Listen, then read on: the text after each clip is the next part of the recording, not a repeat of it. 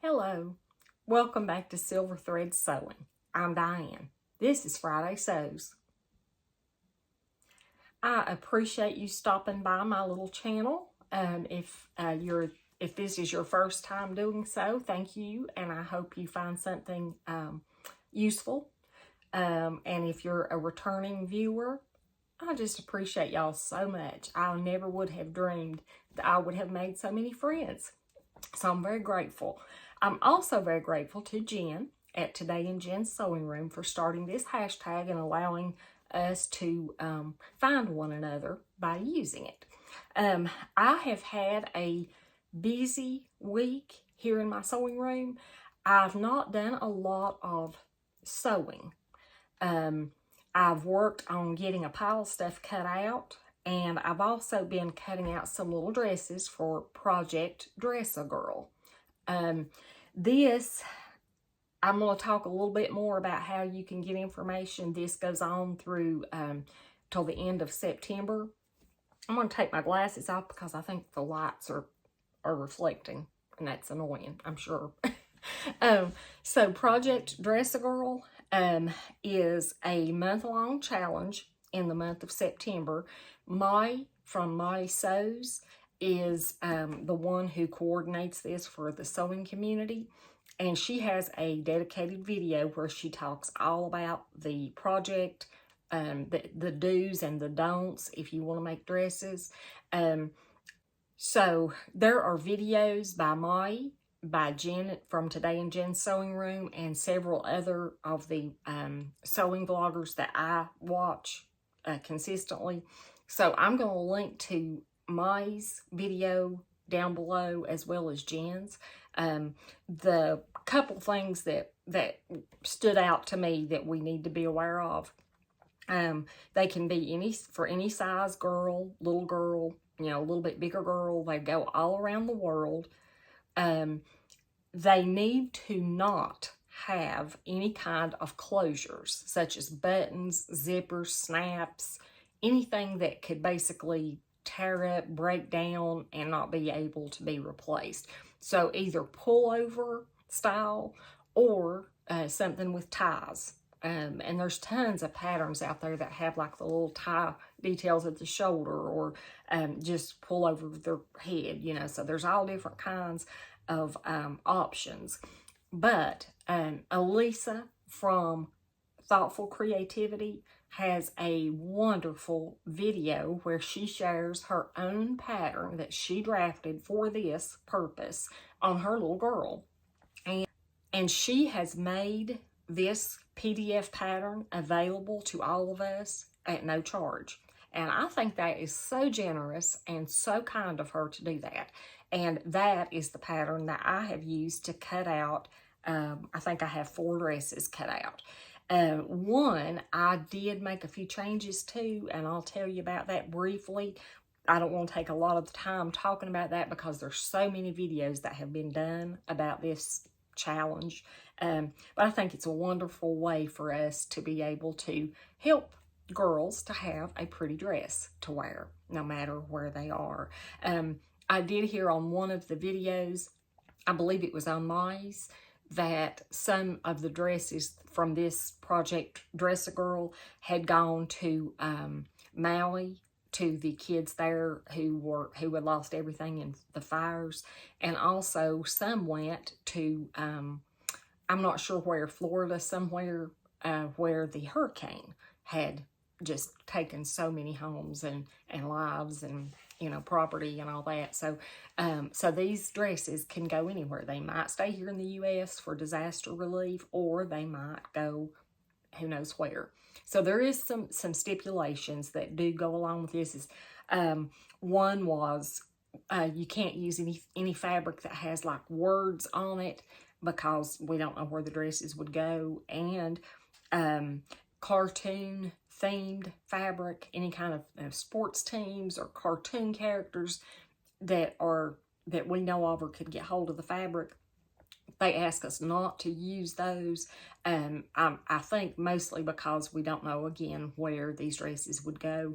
But if you have cat fabric or dog fabric or florals or you know, novelty prints, just all kinds. There's tons of options, but Mari goes over all the don'ts and the do's in this challenge, and I'm going to link her video, like I said, below, so you can check at that.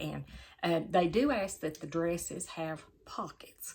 So Elisa, her PDF pattern has wonderful deep side pockets, and it's a really great pattern that she has drafted.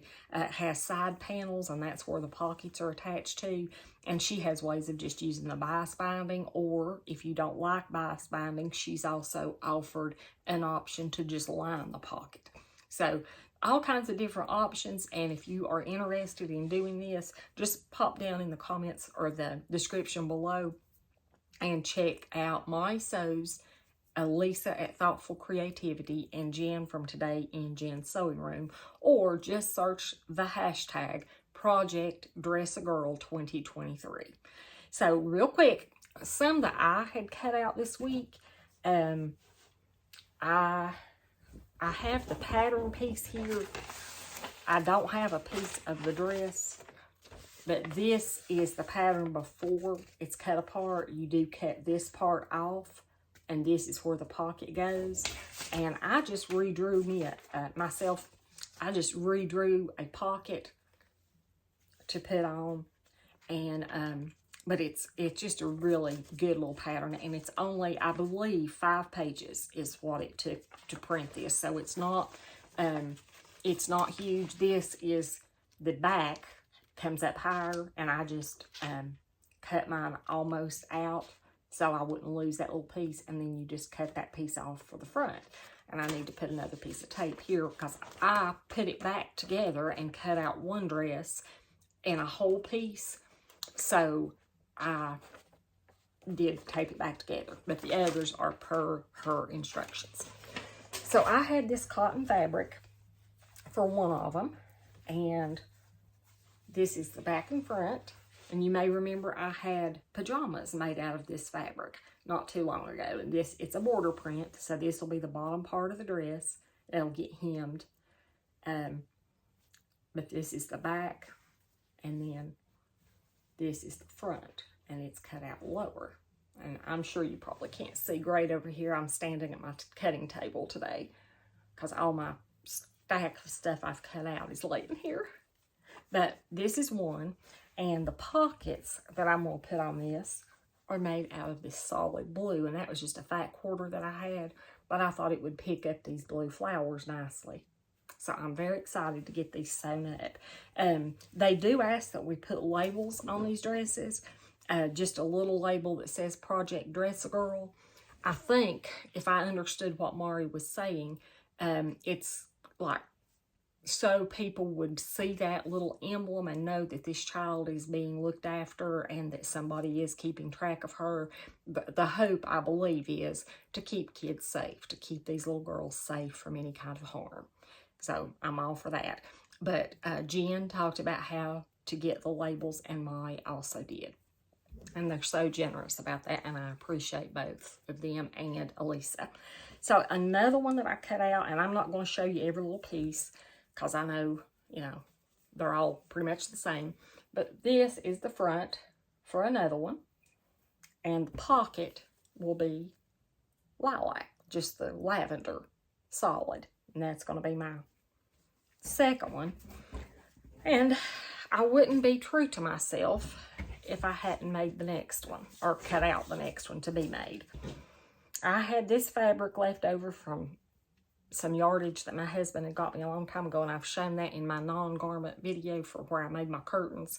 But this is just a 100% cotton, and it has strawberries. Is that just not the cutest thing?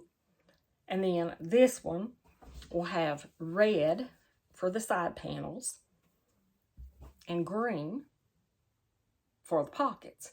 I worried a little bit that it looked a little Christmassy, but since we don't know where they're going and the green and the red match the strawberries, I just thought that would give it a little extra color.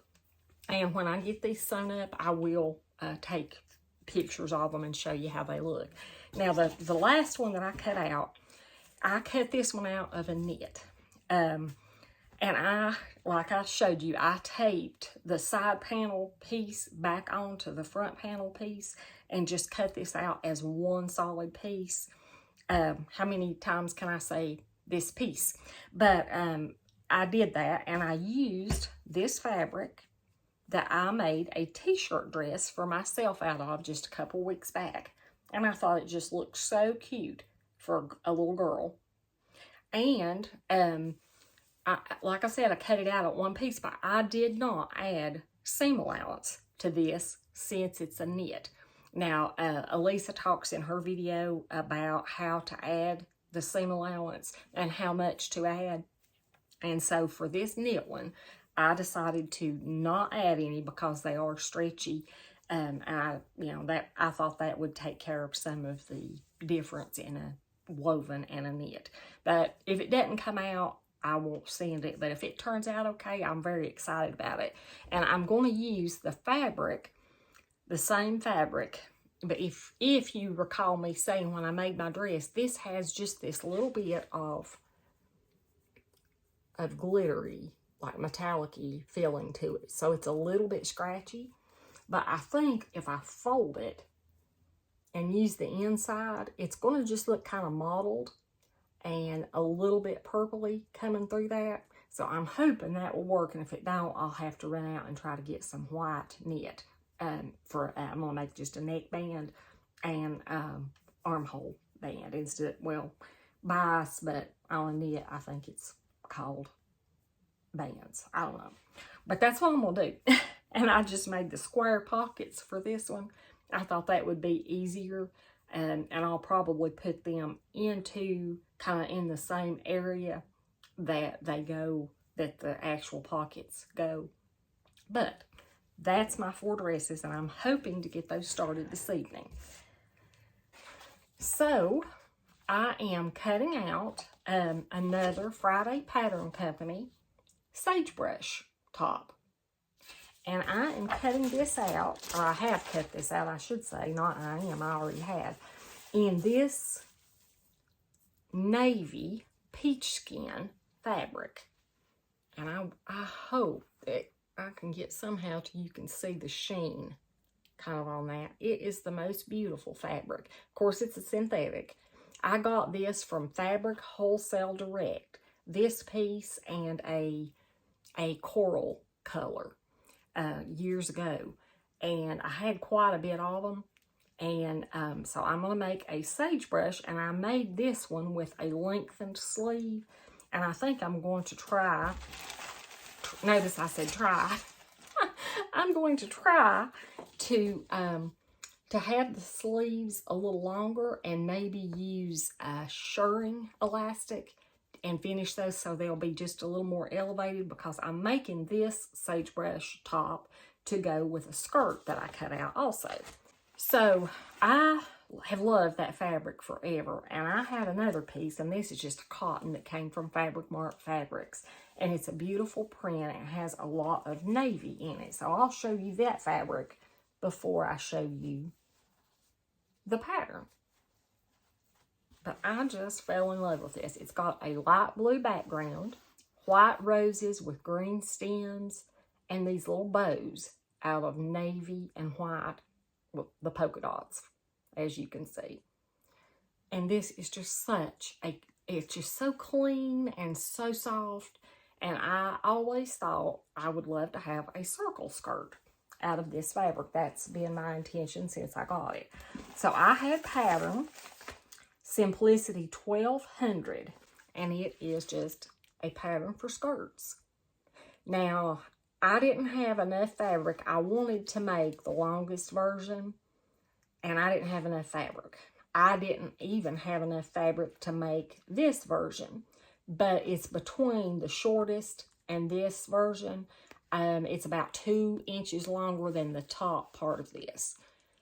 So I guess maybe that's the top part, and then that has the other added piece. I'm not sure. I've not read the instructions yet. I just cut it out last night. But it will be between this length, and it'll be a circle skirt in that cotton to go with the navy blue sagebrush in the peach skin fabric. Also cut out another McCalls 7948. And I told you last week about cutting this dress out and trying to use fabric and make a gathered skirt, and it was too full. It was linen, and I had to take it off and go by the pattern, and I made version version B right here. So the linen one was version B without the sleeve ruffles. This one I have cut out the same bodice and sleeves, but this fabric was only 45 inches wide, and it's a cotton lawn, I think, but it was very narrow. And I have a sagebrush top made out of this same fabric, but I went ahead and cut out the bodice and sleeves, no sleeve ruffle, and I just cut 2 rectangles. And I'm going to try that gathering again, because this is such a much lighter weight fabric than the linen. So fingers crossed this works. But this is the fabric, and this, I've had it in my tub for a long time. It came from Fabric Mart Fabrics, as most of my fabrics have. It's just a really pretty cotton. It's been washed and dried, and I did iron it and all that fun stuff. But hopefully I will have another dress, and I'm hoping that I can get that gathered thing to work without having to fool with it like 3 times. I also have cut out McCalls 8099, and I did version B that have the cargo pockets. And this is a pattern that Carol from So Carol had made, and she has a video dedicated to these pants. So I used a fabric that I like a lot, but if it doesn't turn out, I won't be as devastated. You know how we get about fabric. It's crazy. You get it and want to make something, but then you're afraid you'll ruin it. So anyway, I have cut this out in 2 forms. I've cut out the cargo pants. These pockets on the legs are the perfect place for me to put my insulin pump. So when I wear pants, you know, even if they have a pocket, like a high pocket, it's still kind of aggravating sometimes to get my pump in and out. And so having these cargo pockets, my tube, I just usually let it just hang down a little bit from my body to the pocket. So these work out really well for me. And what I did, I used the pattern for my pants that my sewing friend drafted and helped me to make. I traced off the crotch curve, both back and front, and put that onto just a piece of large cardstock paper that I had. And so I laid the crotch curve that I knew fit me onto this pattern. Now, the main thing it did, the scoop, the crotch scoop, I don't know what that's supposed to be called, but it was about probably about 2 inches lower than the pattern. But as far as the height, the I don't know what that's called either, but the back and the front that comes up to the waist, that was all fine. And then everything else I cut out per the pattern. So the legs will be just as full as this pattern shows for them to be, and the pockets will all be the same. The only difference is I changed the pattern and used the crotch curve that I knew fit me.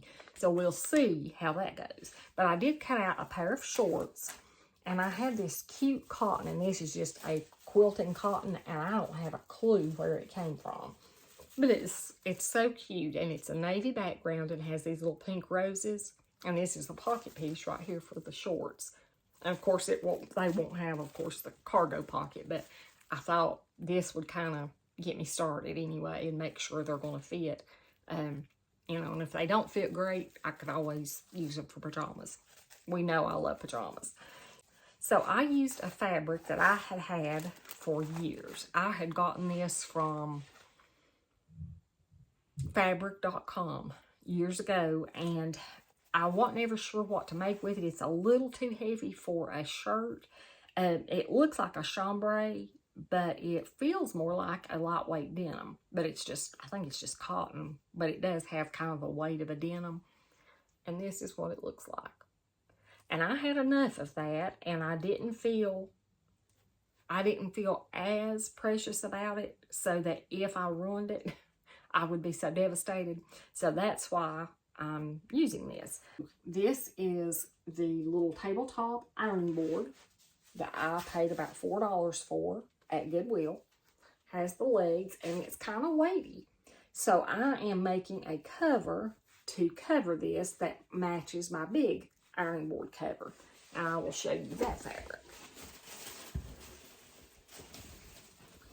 And so this is upside down.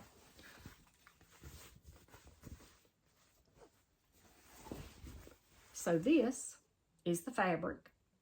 It's a nice weight. I think it's a home deck linen is what it feels like. And it's held up really well on my big ironing board. So I wanted to make a cover for this one, and it will match that one. Not that that matters, but I do like the way this worked. So I will get that covered, and I will show that to you as soon as I can. But I had just enough fabric for that. And I have to get some elastic, but it already has the heat-proof cover on it, so I shouldn't have to add anything to that. It should be fine. So I appreciate everyone that has stopped by and visited with me today. I appreciate all your comments on my last video. Everybody that gives me suggestions and tips to try, I appreciate that, and I always learn so much from your comments. So I hope that this has not been too dark in here. Today, I just have the one, I've told you that, but I just have the one little window, so I have to turn lights on, and we still haven't figured out my overhead lights, but hopefully soon. So I'm going to be doing an updated sewing room tour, hopefully in the next couple days. It's still cluttered and it's still messy, just like it will probably always be. But I do have a little more floor space, and things are laid out in such a way that I can get around in my room better and have access to everything a little easier. Before I leave completely, I want to tell you that this week's question, I don't always find it, but this week I did. I was obviously a little bit late. But before I do any editing or get my Friday sews out, I was going to go over this question real quick. Jen had said, there are lots of reasons that we use the tools we do. This week, it's rotary cutter versus scissors versus electric or battery powered scissors. What is your choice? Up until a couple of weeks ago, the only thing I used a rotary cutter for was quilt related, like straight cuts, maybe to square up fabric, or anything that I could use my straight quilting ruler for. I just didn't feel like I had enough control with the rotary cutter to go around curves. But when I made my t-shirt dresses a couple, I don't know, 3-4 weeks ago, I decided to try using my rotary cutter, and it went a lot better than I thought it did. I slowed down really a lot and took my time and was able to get really good cuts, I guess, curves and all that with my rotary cutter. And I was cutting out yesterday and cut out several garments and the little Dress a Girl Around the World dresses. And I used my rotary cutter for most all of that, especially the dress portion and even the necklines and the armholes. I do have a pair of electric scissors. Well, they're rechargeable scissors. They're hanging right there. And I love them. They go really fast. So if you're not really careful when you're using the electric ones, you will kind of veer off the course. So I have to be really careful using those, but it really saves the hand fatigue, and I love them, but I don't use them a lot, although now that I'm using the rotary cutter, maybe I will use those and just see if I do better with them. Maybe it's just having a better cutting space or a better surface to use the rotary cutter on. Maybe that's why I'm doing better with it, but this week at least, I've been using the rotary cutter.